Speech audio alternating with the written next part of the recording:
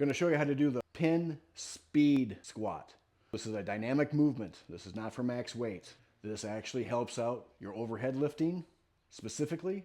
What you want to do is you want to set up the safeties fairly high. It's only going to be like a quarter squat movement. Why is that? Well, when you do the power position, like when you're doing the bottom part of the push press, you're here. So this angle is what we refer to as the power position. This angle here, you get that strong, you got like 80% of all the events covered. This targets that area, dynamically anyway. So you want to put the safeties down low enough so when you're in the position, in the bottom position, the knee is roughly in this area here. You also want your toes not to point forward in this variation.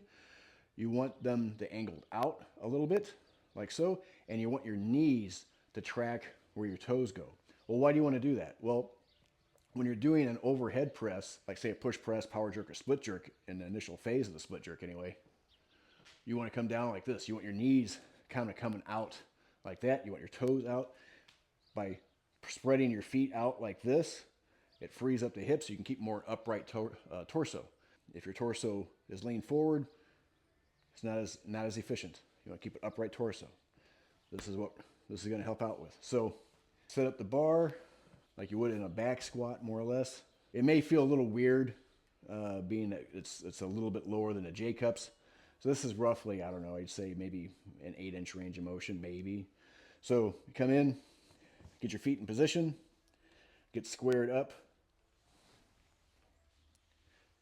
From here, you want to big air, get braced, keep that neutral spine strong,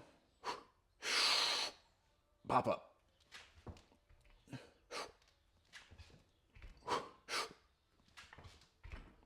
You want to do a full extension onto your toes. It's like as if you're pushing the weight overhead.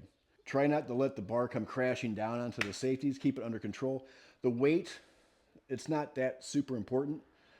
It's the speed and the setup of your feet that are vital. You can use like an extraordinary amount of weight on this for sure. Don't get me wrong.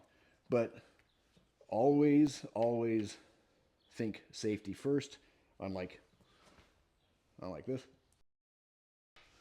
Use equipment that can actually handle the load. Hope this helps.